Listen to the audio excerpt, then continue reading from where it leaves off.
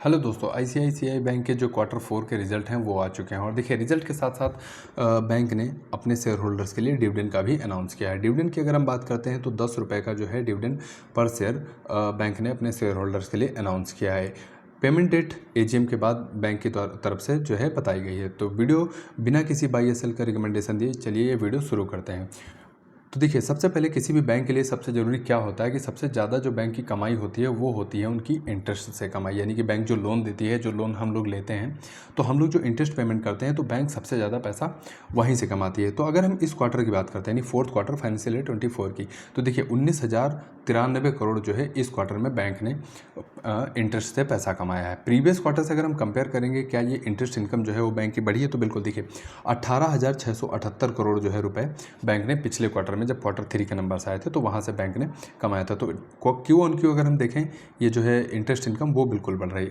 अब पूरे हम फाइनेंशियल ईयर के हिसाब से देखें तो देखिए फाइनेंशियल ईयर 23 की अगर हम बात करें तो देखिए 62,129 करोड़ रुपए जो है बैंक ने कमाया था। ये नंबर्स बिलियन में है, मैं आपको करोड़ में बता रहा हूँ।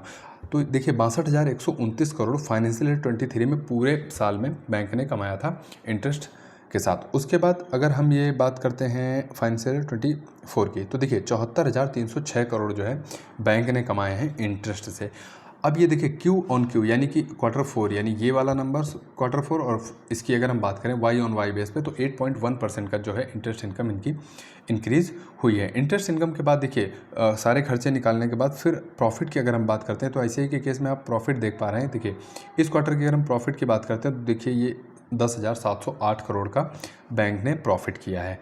अगर हम पूरे प्रीवियस क्वार्टर से बात करते हैं यानी जब थर्ड क्वार्टर के नंबर आए थे तो देखिए 10,272 करोड़ का बैंक ने प्रॉफिट किया था। तो प्रॉफिट आप देख पा रहे हैं क्यू ऑन क्यू बढ़ा है। अगर हम वाई ऑन वाई बेस से कंपेयर करते हैं तो देखिए 17% से ऊपर का जो है प्रॉफिट बैंक ने वो अपना बढ़ाया है। पूरे फाइनेंशियल ईयर में 31,896 करोड़ का प्रॉफिट जो है बैंक ने किया था और फाइनेंशियल ईयर 24 में देखिए 40,888 करोड़ का जो है बैंक ने प्रॉफिट किया। तो ये प्रॉफिट हुआ। उसके बाद लोन।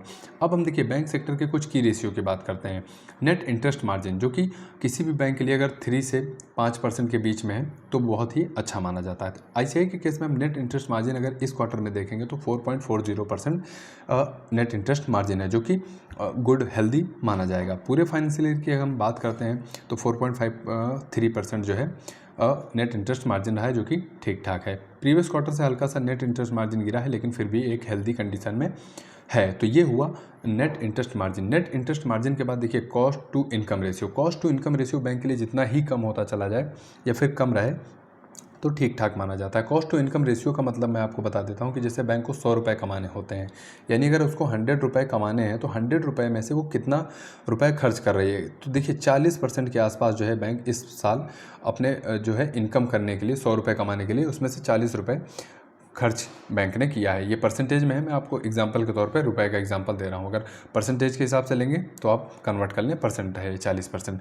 तो ये होता है cost to income ratio. Cost to income ratio के बाद अगर हम बात करते हैं बुक वैल्यू की तो बुक वैल्यू बढ़ता चला जाए अच्छी बात है। 339.5 जो है रुपये इस पूरे फाइनेंशियल ईयर में रहा है। अगर 23 की बात करते हैं फाइनेंशियल ईयर की, देखिए 287.4 रुपीज़ जो है बैंक का बुक वैल्यू था जो कि बढ़ा है, जो कि बहुत ही अच्छी बात है। डिपॉजिट की अगर हम बात करते हैं, देखिए बैंक के लिए डिपॉजिट बहुत ज़रूरी है। अगर बैंक के पास पैसा आएगा ही नहीं तो फिर बैंक जो है लोन देने में असफल हो जाएगी। डिपॉजिट की अगर हम बात करते हैं तो बैंक के पास टोटल डिपॉजिट अमाउंट कितना है, तो देखिए 14,12,825 करोड़ रुपए इस क्वार्टर में बैंक के पास टोटल डिपॉजिट है। अभी डिपॉजिट अगर हम वाई ऑन वाई बेस पे देखें क्या ये बढ़ रहा है, बिल्कुल देख पा रहे हैं 19.5% से ऊपर जो है ये डिपॉजिट बढ़े हैं वाई ऑन वाई बेस पे। अगर हम मार्च 2023 की कंपेयर करते हैं तो देखिए 11,80,841 करोड़ थे और इस बार देखें आप 14,12,825 करोड़। तो डिपॉजिट देख रहे हैं आप बैंक के पास जो है वो बढ़ते चले जा रहे हैं जो कि अच्छी चीज़ होती है। डिपॉजिट के बाद कासा रेशियो 30 से 40% के आसपास है या फिर उससे ऊपर है तो बहुत ही अच्छा माना जाता है। आईसीआई के केस में आप देख पा रहे हैं कासा रेशियो जो 38.9% है जो कि प्रीवियस क्वार्टर से हल्का सा कम हुआ है और अगर हम वाई ऑन वाई देखेंगे तब भी जो है आपको कम देखने को मिलेगा। प्रीवियस कासा रेशियो कम होने का रीज़न भी होता है क्योंकि क्या होता है कि बैंक जब एफडी यानी कि ज़्यादा इंटरेस्ट जो है अपने डिपॉजिटर जो होते हैं यानी बैंक में जिसका पैसा जमा होता है उसको देने लगती है, तो वो अपना पैसा क्या करते हैं, करंट अकाउंट में तो बैंक को 0% इंटरेस्ट देना होता है, लेकिन सेविंग अकाउंट में 2 से 3% जो इंटरेस्ट मिलता है, तो फिर वो लोग अपना सेविंग अकाउंट का पैसा जो होता है वो एफडी में कन्वर्ट कर देते हैं क्योंकि ज़्यादा इंटरेस्ट रेट मिलता है। तो इस केस में कासा रेशियो जो होता है वो कम हो जाता है। अब आईसीआई के केस में आप देख पा रहे हैं, ये टर्म डिपॉजिट देखिए यानी एफडी का देखिए 27% से ऊपर ग्रोथ की है, लेकिन अगर हम सेविंग अकाउंट वाले नंबर्स देखें तो देखिए 5.9% ही ग्रोथ कर पाए। तो ये एक रीज़न होता है कासा रेशियो कम होने का। अब अगले क्वार्टर में देखते हैं कासा रेशियो बढ़ रहा है या फिर इसी कंडीशन में है। उसके बाद लोन पोर्टफोलियो की बात करते हैं। देखिए लोन पोर्टफोलियो अगर बैंक लोन देगी ही नहीं तो फिर इंटरेस्ट से उनकी जो बड़ी कमाई होती है वो बैंक कमा ही नहीं पाएगी।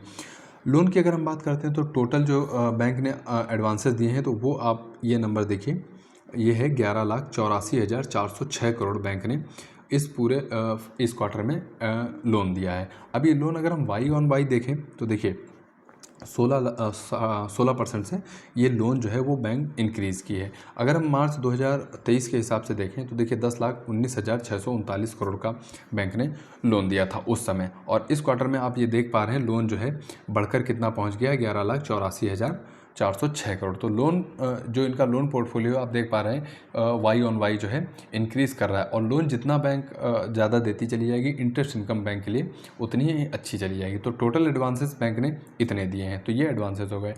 एडवांसेस के बाद हम बात करते हैं कुछ और।